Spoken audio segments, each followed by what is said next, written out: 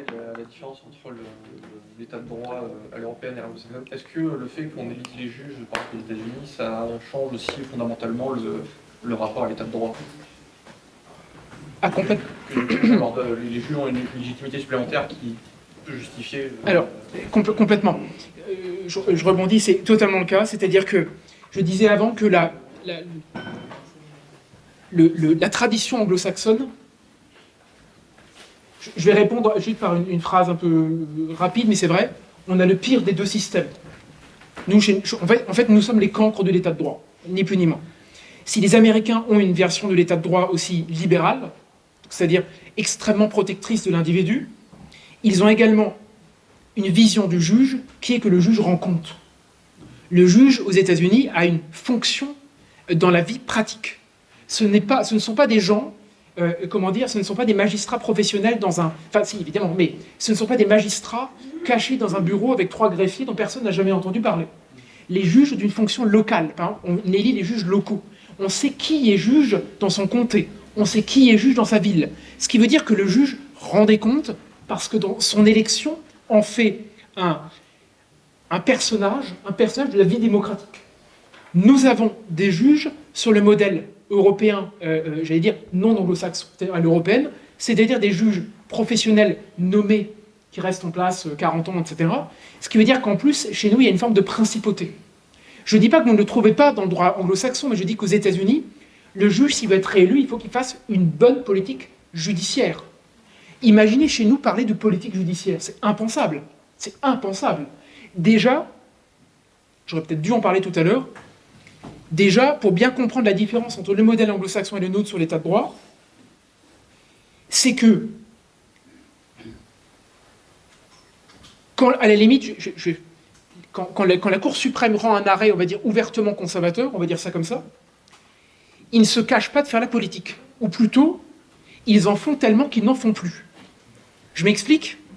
Le fait qu'on sache qu'ils soient politisés, c'est-à-dire d'obédience conservatrice ou progressiste, permet une lisibilité de la décision. On sait de quel bord ils sont. Donc lorsque vous étudiez un arrêt de la Cour suprême, vous savez quelle est l'opinion des juges, qu'ils ont validé ou non, qu'ils ont approuvé ou non la décision, et vous avez les opinions dissidentes des juges qu'on peut également aller lire. Donc on sait exactement de quel bord ils sont. Vous voyez ce que je veux dire? Premier élément. Deuxième élément, ça veut dire que quand on nomme un juge à la Cour suprême, c'est le résultat d'un homme qui a connu l'élection avant pour devenir juge à ce niveau-là, et qui sait donc ce que ça veut dire de rendre compte face à la population locale. Il est dans un rapport également, quelque part, politique au sens noble du terme. Nous avons exactement le contraire. Nous sommes fondés sur l'idéologie de la jurisprudence formelle, où nous pensons que la justice est infaillible et objective. C'est pour ça que, pour répondre vraiment clairement, je pense que le diable, chez nous, c'est ça, je disais, on a le pire des deux modèles, c'est que nous pensons constamment que le juge, nous rêvons de croire que le juge est objectif. Nous rêvons de croire que le juge n'est pas politisé. Or, ce qui est totalement fascinant, je renvoie juste à...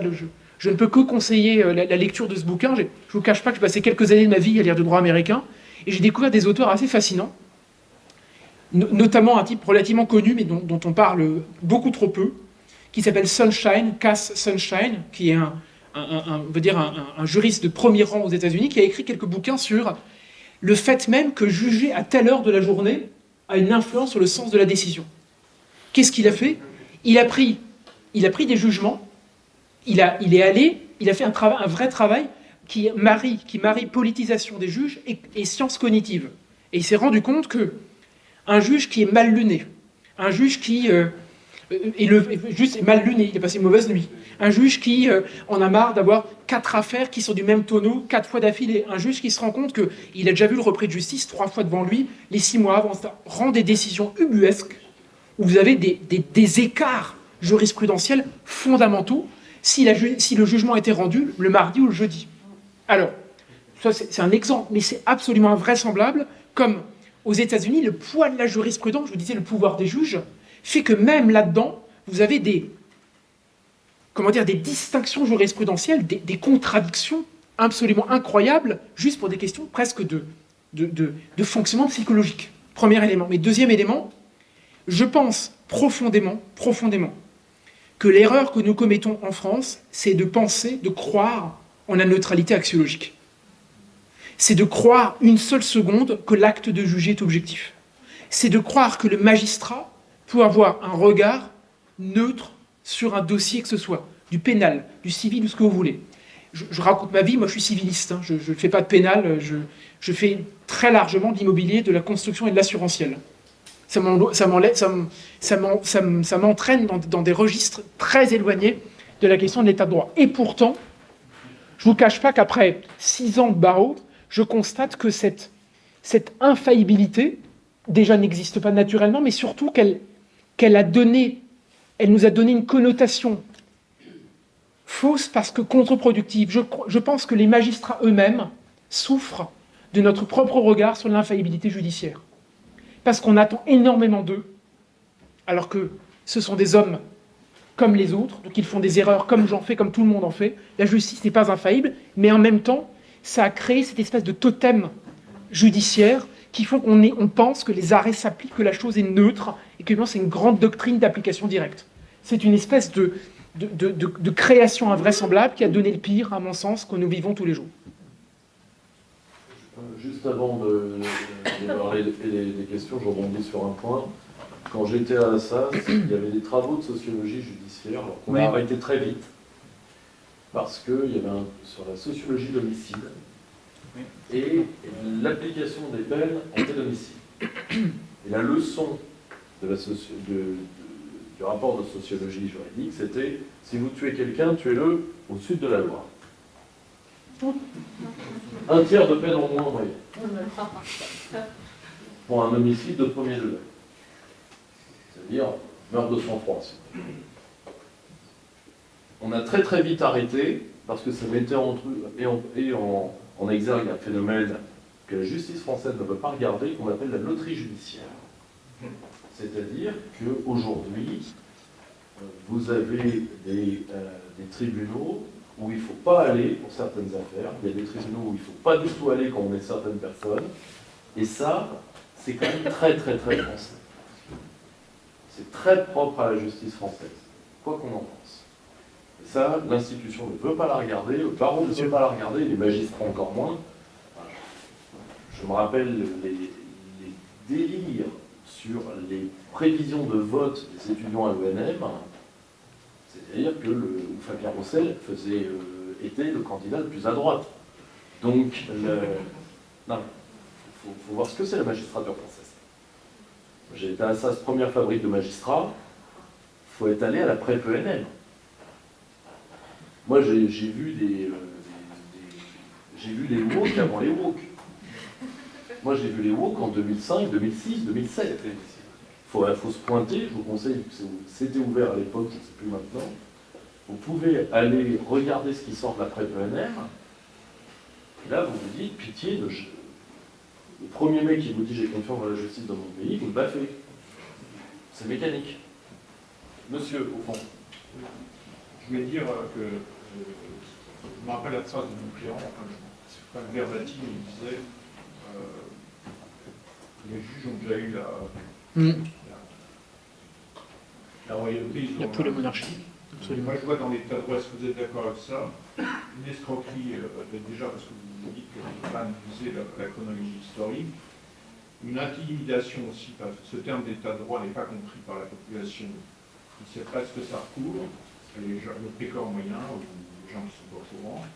Il y a aussi une forme de substitution à la souveraineté populaire qui était déjà dévoyée avec la souveraineté représentative. Je ne suis pas juriste, hein, oui, je vous en prie. Il y a aussi le dévoiement des droits de l'homme, parce qu'on utilise ce truc avec le système de la France archipel de Fourquet, pour que les gens soient sur leur précaré et évitent d'avoir le sens de la cohésion et le sens du groupe, quoi. Voilà, donc, j'y rajouterai en plus la provocation, parce que quand on voit ce que ça devient, c'est offensif, ça veut dire que c'est quand même, on se fout de la gueule des gens, quoi. Est-ce que vous êtes un peu d'accord? Oui, alors, il y a une phrase d'un grand juriste, Jacques Chevalier, qui a cette phrase qui est un résumé de la définition d'état de droit, en quelque sorte. Chevalier disait que l'état de droit, finalement, on en est venu à confondre l'état de droit avec d'état de droit. La formule a fait mouche. La formule a fait mouche et est restée. Elle est restée parce qu'elle représente, en fait, l'état de droit. Ça met l'accent déjà sur ce que je disais tout à l'heure, le train de marchandises des droits. On rajoute un wagon tous les jours, et on a même oublié au début, on a même oublié de quelle gare on est parti.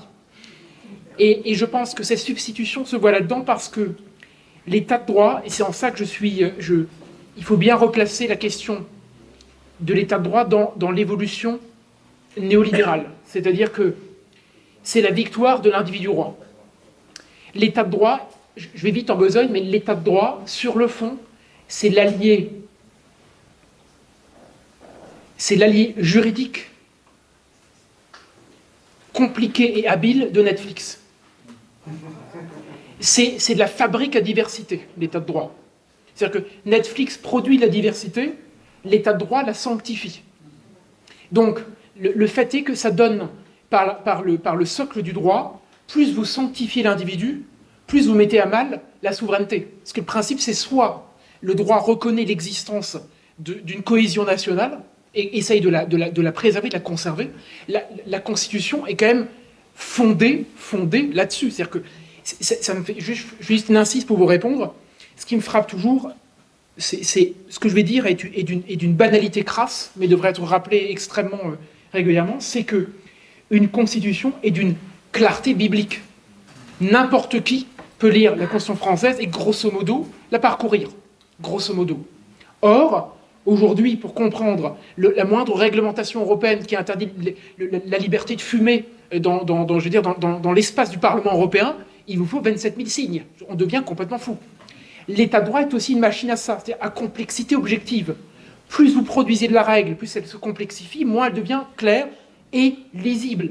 Quand vous rajoutez en plus de la jurisprudence qui va l'interpréter, c'est-à-dire qui réserve aux sachants la seule perspective de le décrypter, au bout d'un moment, on ne comprend plus rien. Or, à l'origine, encore une fois, la Constitution appartient, je veux dire, on devrait le rappeler à son propriétaire qui s'appelle le peuple, en dernière instance. C'est quand même la tradition qu'on a voulu, créer. Et c'est là où je vous rejoins. C'est-à-dire qu'à mon avis, l'état de droit, parce qu'elle est une fabrication ou une reconnaissance des droits individuels, c'est-à-dire l'allié par le droit de Netflix et de l'empire des droits, l'empire du diversitaire, l'empire de tout cela, à mon avis aujourd'hui, il n'y a pas de coexistence possible. C'est soit la démocratie, soit l'état de droit, mais certainement pas les deux. Monsieur. Oui, vous. Bonjour, merci beaucoup pour cette conférence qui était vraiment très intéressante et qui a analysé surtout des notions de démocratie qui me renvoient d'ailleurs beaucoup avec des conversations que j'ai eues avec des gens de gauche qui ont une vision, plus ou moins celle que vous décrivez, qui est personnel me terrorise, qui est cette démocratie, cette démocratie qui n'est pas une démocratie, qui n'est finalement qu'un état de droit. Je voudrais revenir au début de votre conférence. Qu'on appelle une démocratie libérale. Voilà, la démocratie libérale, exactement. Qui devient le synonyme de l'état de droit. Je suis d'accord avec vous. Exactement l'expression qu'ils m'ont employée, j'aurais dit oui. En toute amitié qui me faisait très peur. Mais bon. Je voudrais revenir au début de la conférence où vous avez évoqué l'idée que, selon vous, l'état de droit, justement, finissait par remplacer les droits de l'homme. Ce qui me faisait éventuellement penser à une idée développée par un autre auteur qui était aussi passé au cercle Aristote, qui est monsieur Jean-Louis Harwell, oui. Qui, mais justement, lui, à l'inverse, affirmait aujourd'hui qu'on serait plutôt content dans une sacralisation excessive des droits de l'homme contre la population. Oui. Est-ce que vous connaissez cette vision? Parce qu'il me semble, moi, d'après ce que vous m'écrivez, vos conceptions se rejoignent un peu. Qu'est-ce que vous en pensez? Alors,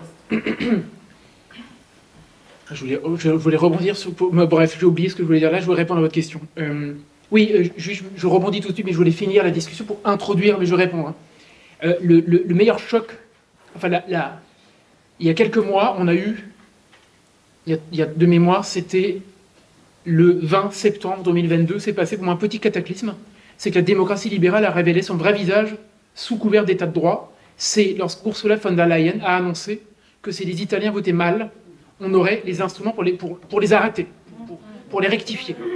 Là, c'est intéressant, ça m'a ramené à deux choses qui ont germé dans mon esprit. C'est d'une part, alors moi, je vous avoue que j'ai fait mes études de philo en même temps que mes études de droit, et j'ai eu je suis un rousseauiste contrarié, mais j'ai passé beaucoup de temps sur Rousseau, quand même, mine de rien. Et j'aime beaucoup Rousseau parce que il y a une idée chez Rousseau qui est terrifiante et qui est belle à la fois, c'est de dire que finalement, si les gens votent mal, ben un jour, il faudra les faire revoter jusqu'à ce qu'ils revotent bien. Parce que Rousseau a cette phrase formidable, il dit « La volonté générale ne peut errer ». Ce qui veut dire que soit elle est bonne, soit elle est mauvaise. Mais si elle est mauvaise, ce n'est pas la bonne volonté générale, donc ce n'est pas la volonté générale. Ce qui fait qu'en fait, il y a une seule bonne volonté générale. Je pense souvent à lui, parce que souvent, quand j'entends actuellement ce genre de propos, je me dis, on dirait du Rousseau matiné, je veux dire, d'européanisme tranquille, quelque chose comme ça. Je dis ça parce que du coup, en réalité, qu'est-ce que disait Ursula von der Leyen ? Elle disait implicitement que l'état de droit est supérieur à la démocratie. Si le peuple s'exprime mal, l'état de droit sera l'instrument pour mater la mauvaise démocratie qui n'est plus compatible avec les valeurs de l'état de droit. Pour revenir à ce que vous dites à l'instant, alors, j'ai parcouru Jean-Louis Harouel, hein, je vois environ ce qu'il raconte, je ne pense pas du tout que je dise le contraire de lui. Moi, je pense que ce que je voulais dire par les droits de l'homme, enfin, l'état de droit remplace les droits de l'homme. Je pense que l'état de droit, c'est le visage macroniste des droits de l'homme. Emmanuel Macron a ça de fascinant, et je reconnais humblement de génial.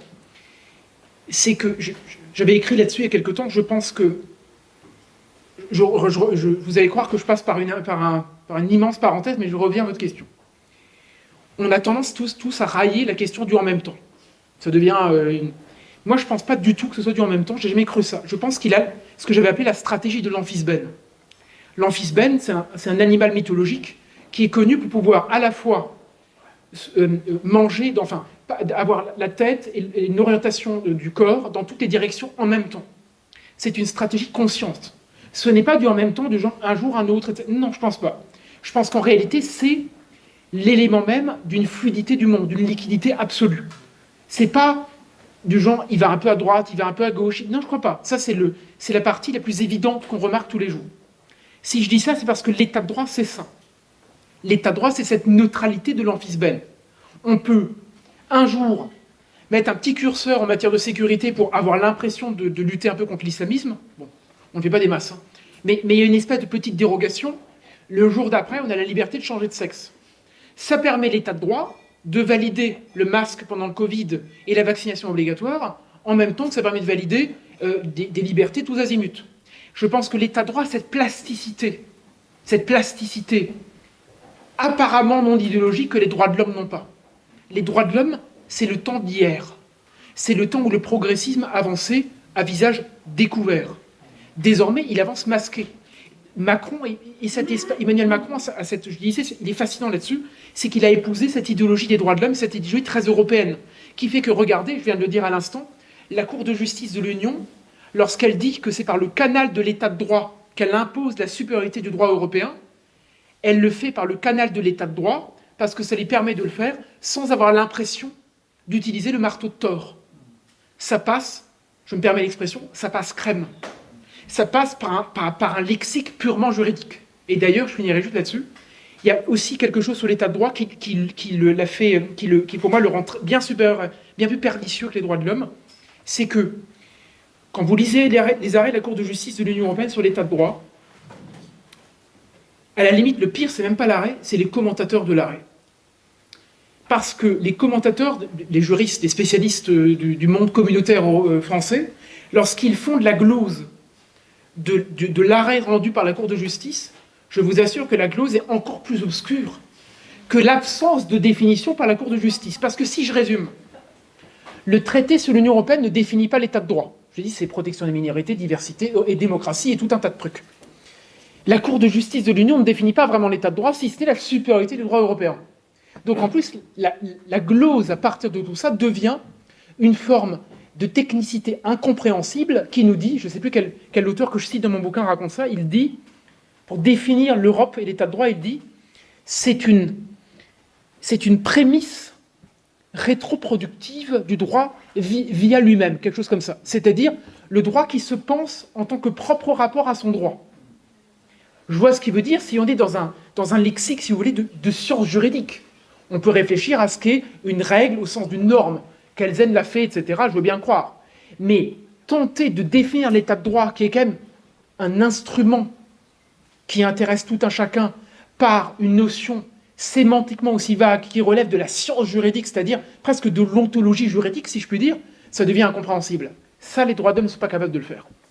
Les droits de l'homme sont, mine de rien, une espèce de catalogue, aussi exhaustif qu'il soit, qui renvoie à une lisibilité. L'état de droit aujourd'hui, personne ne sait trop ce que c'est ça le miracle d'état de droit. Alors, déjà, merci. Et comment est-ce que vous expliquez, historiquement parlant, la bascule du modèle français vers le modèle anglo-saxon? Est-ce que vous ne pensez pas que ça relève en fait tout simplement d'une dérive naturelle des êtres humains, de vouloir toujours plus de pouvoir individuel, et la question du prestige, etc. Ou est-ce que pour vous, il y a des racines historiques à tout ça?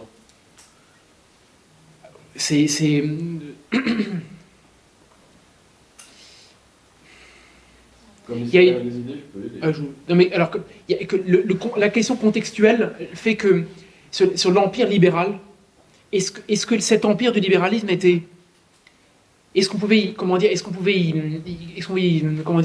s'y opposer, parvenir à nous y opposer juridiquement, je veux dire dans la sphère des idées juridiques, ça me paraît par nature presque impossible. Par contre, si vous voulez, l'évolution est liée à une évolution de la société. C'est une évidence. Je veux dire, l'évolution du droit est liée à une évolution de la société parce que, et là je prends un exemple très simple, la jurisprudence, par exemple, est devenue une caisse de résonance des revendications sociales. Ce qui est une conception libérale de la jurisprudence. Encore une fois, si on pensait dans la tradition de Montesquieu que le juge était la bouche de la loi, on est très éloigné d'une idée de la jurisprudence qui colle, comme on dit aujourd'hui, au social ou aujourd'hui au sociétal. Donc il y a une évolution libérale, une poussée fondamentale qui vient des années 50, 60, 70, 80 et qui vient dans un monde global, la mondialisation, etc. Tout ça est lié. Mais l'Europe a cette particularité, c'est qu'elle est conçue sur un croisement entre ce libéralisme intrinsèque sur la question sociale ou sociétale, sur le modèle de la société, et en même temps sur un ordonnancement juridique de l'état de droit pyramidal. C'est là où il y a un croisement particulier. Alors, est-ce qu'on aurait pu y résister? À mon sens, absolument pas, dans la mesure où c'est l'évolution de la société qui conditionne également l'évolution de la jurisprudence. Par contre, ce qui aurait pu advenir, c'est qu'on essaye de conserver intact le modèle, enfin, pour moi là où, si vous voulez, je veux répondre, peut-être que la réponse est facile à donner, que je suis confortablement installé dans mon fauteuil, que j'ai 38 ans et que pour moi c'est facile à dire, hein, mais là où je m'interroge fondamentalement, c'est comment à un moment, des juristes, même gaullistes parfois, ou de souche gaulliste, ont pu vendre la supériorité du droit européen, la supériorité du droit international, l'abâtardisation du modèle français au nom de l'état de droit. Ça, je ne comprends pas. Parce qu'à un moment, qu'on ait accepté cette inféodation au sens, vous voyez, de la science juridique, ça c'est quelque chose de... C'est presque un crime de haute trahison, si vous voulez, quelque chose comme ça. Monsieur. De Gaulle dit, donc j'ai eu la citation, De Gaulle disait en France, la Cour suprême, c'est le peuple.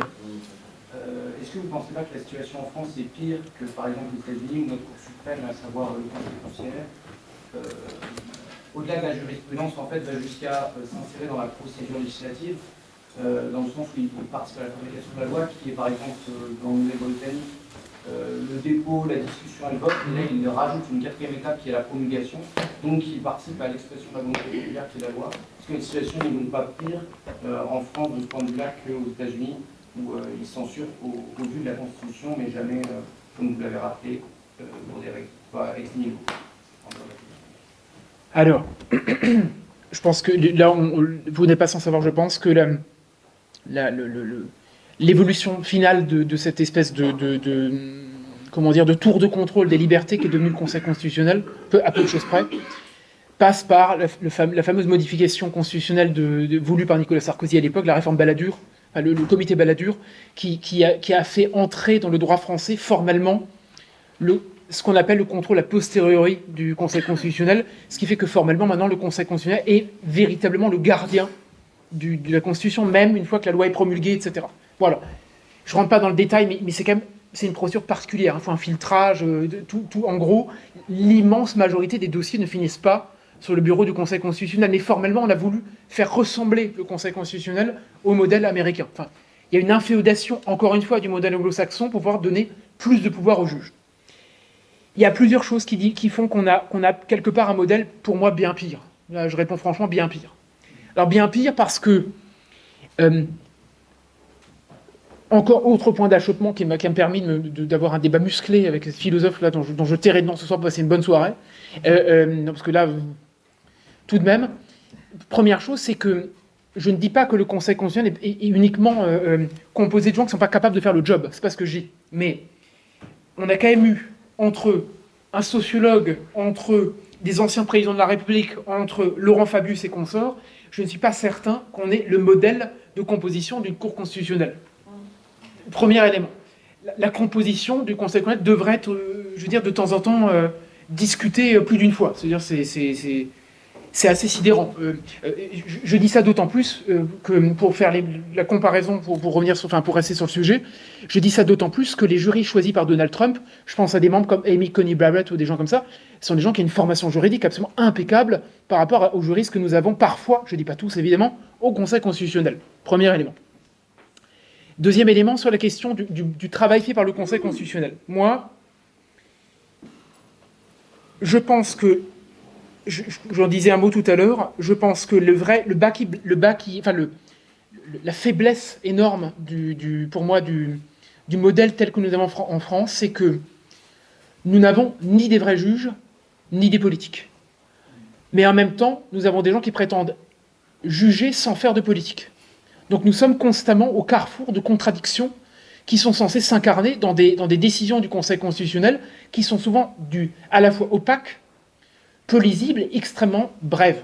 Donc c'est un modèle de particularité, on va dire ça comme ça. Je pense que le modèle américain est fondé, avec évidemment, on peut pas estimer que c'est formidable de pomper le modèle des autres, parce que l'histoire les a rendus ainsi. Ce serait trop simple de leur piquer, reprendre, etc. Nous venons tous d'une histoire. Je déteste, vous savez, les gens qui s'imaginent qu'on me prend, je prends un peu du modèle social suédois, un peu du modèle allemand, et puis on fera une petite mixture, 3 instruments, et puis c'est réglé. Sarkozy a tenté le coup, on a vu ce que ça a donné. Mais ce que je veux dire par là, c'est que le modèle américain, ils font, donc je disais, les juges qui sont souvent des gens impeccables du point de vue de la tradition juridique, et surtout, qui assument comme formation une idée, certes politique du droit, mais une idée fondée souvent sur une certaine vision de l'histoire des États-Unis, de l'histoire des institutions, qui fait qu'il y a beaucoup moins ce côté laboratoire jurisprudentiel. Ou alors, il n'est pas rare qu'on ait un laboratoire et qu'ensuite, sous l'égide d'une Cour suprême conservatrice, parce que les ères, comme ils disent chez eux, les périodes des cours suprêmes donnent vraiment naissance à des jurisprudences qui se contredisent parfois, mais en même temps qui donnent l'impression que l'histoire américaine est constamment vivante et discutée par les juristes.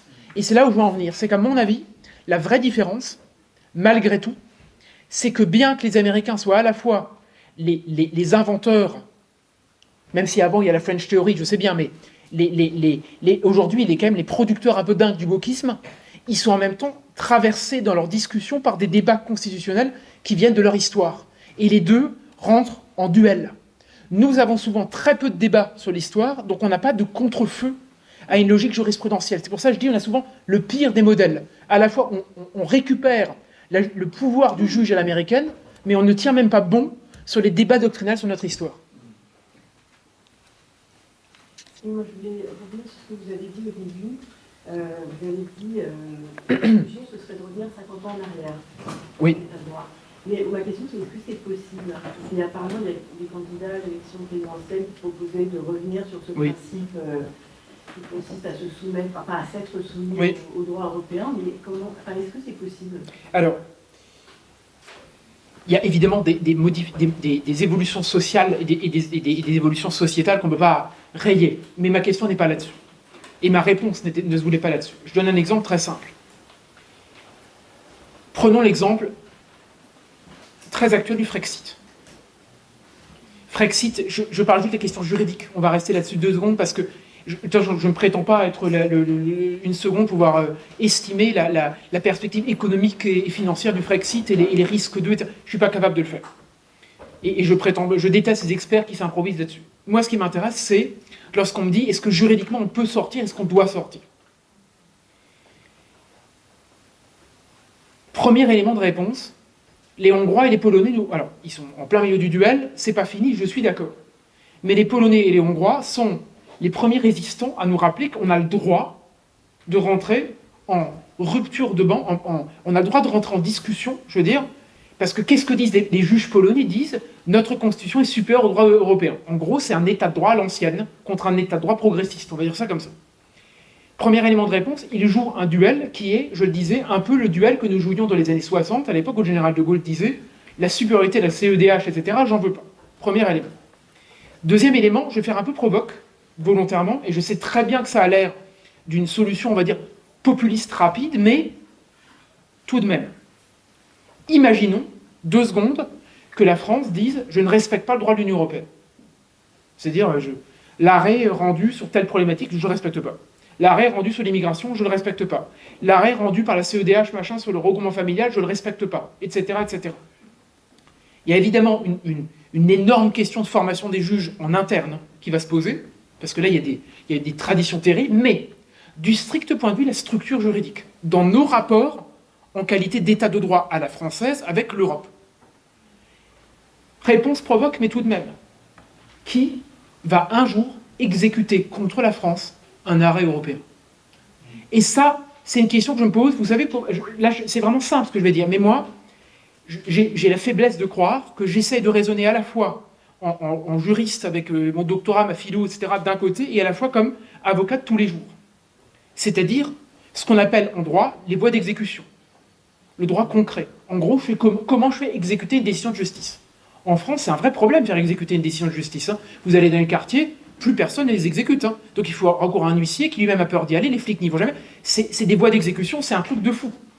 Je dis ça parce que vous pensez vraiment que si demain la Cour de justice de l'Union européenne sanctionne la France, qu'on résiste, qu'on décide de ne pas exécuter l'arrêt, ils vont envoyer quoi? Les huissiers à Paris pour tenter d'exécuter la décision? En Hongrie, en plein, ils coupent les menaces de... Oui. Alors attendez. Nous, on était au centre de la crise grecque, donc on est bien placé pour vous répondre. Premièrement, la Hongrie et la Pologne font de l'opposition pour des raisons politiques internes et ensuite ils plient toujours. Il ne faut jamais oublier que ce sont... Moi, c'est simple. Mon équipe est faite de gens qui... Nous avons des correspondants de langue de ces pays-là. Orban est un escroc. Nous l'avons démontré il y a plusieurs années. Je vous renvoie au rapport de Romain Bessonnet, qui lui parle toutes les langues de la zone, donc ça va plus vite, qui est le groupe de Visegrad, l'escroquerie du groupe de Visegrad. Les Polacs ne valent pas mieux. Ne valent pas mieux. Et d'ailleurs, un simple, vous êtes des peuples qui vivent au crochet des États bénéficiaires, Pays-Bas. Je mets de côté l'Allemagne, vu que pour l'Allemagne, en réalité, c'est une prise de participation dans des États qui lui appartiennent. Je vous rappelle que 30% de l'industrie hongroise est allemande. Mais vous vivez au détriment du contribuable hongrois, du contribuable français, principal victime, du contribuable italien et du contribuable hollandais. Dès que ces mots-là sont prononcés, ces pays-là plient à la minute. Par contre, l'Union européenne est très contente de les avoir, parce que ça lui permet de communiquer. Vous voyez, nous respectons le pluralisme parce que nous avons des adversaires, qui en réalité sont des partenaires.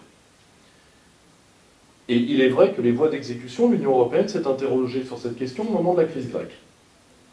Et elle les a trouvées. Et d'ailleurs, c'est ce que von der Leyen disait sur les Italiens. Nous allons vous couper le robinet du crédit par la BCE. Ça fera l'office de voie d'exécution, et que quand au bout de 3 mois, vous ne pourrez plus payer vos fonctionnaires, on en reparlera. Et c'est d'ailleurs pour ça que Alberto Banai et la partie qui n'a pas voulu trahir le peuple italien de la Lega ont créé les mini-bonds. Les mini-bonds, qu'est-ce que c'est? C'est une monnaie parallèle, d'abord entre le fisc italien et les entreprises italiennes, qui avait pour but de se généraliser, comme mini-bonds, c'est laid comme nom, et bien à un moment, on l'aurait peut-être appelé la lire. L'idée de Banaï, c'était ça. Le problème, c'est que Salvini a trahi, Meloni trahira, d'ailleurs c'est déjà fait. Et pourquoi? Parce que l'Italie est État contributeur, je vous le rappelle. Étouffer un État contributeur, c'est pas aussi facile que ça. Mais, dès que vous tournez par la BCE le crédit, vous pouvez le faire. Et c'est comme ça qu'ils le feront.